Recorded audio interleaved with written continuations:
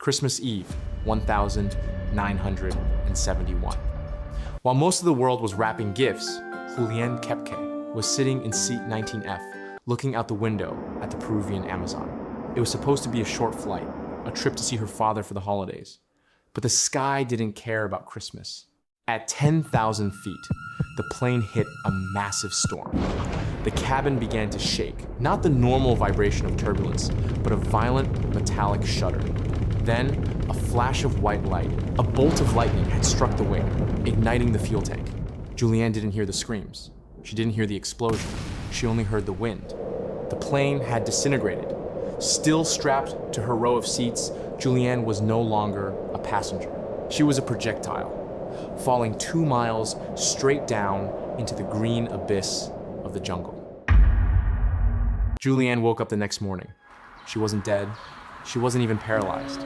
She was lying on the jungle floor, still strapped to her seat. Of the 92 people on that flight, she was the only one still breathing. Her collarbone was broken. Her right eye was swollen shut. She had a deep gash in her leg.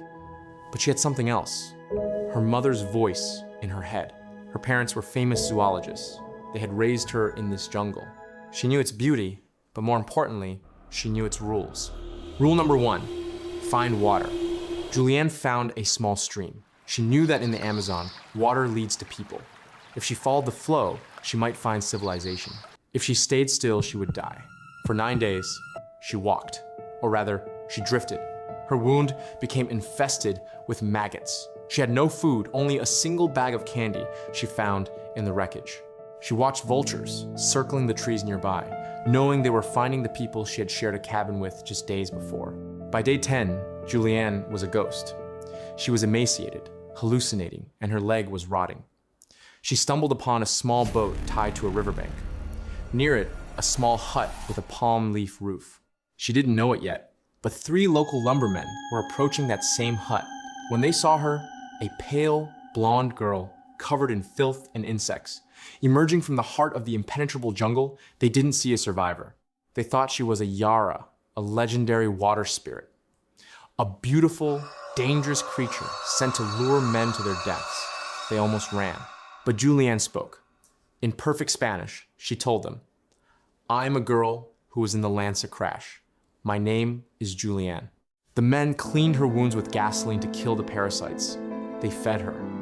The next day, they took her to a local hospital. Her rescue made global headlines, but the miracle of the Amazon came with a heavy shadow. Juliane was the sole survivor. Her mother, who had been sitting right next to her in seat 19E, hadn't made it. Today, Juliane is a doctor of biology. She returned to that same jungle, not as a victim, but as a protector, running a nature reserve in the very place that tried to claim her life. They say the jungle is a place where things go to be forgotten. But Juliane Koepcke proved that sometimes the story doesn't end when the plane goes down. Sometimes the fall is just the beginning of the walk.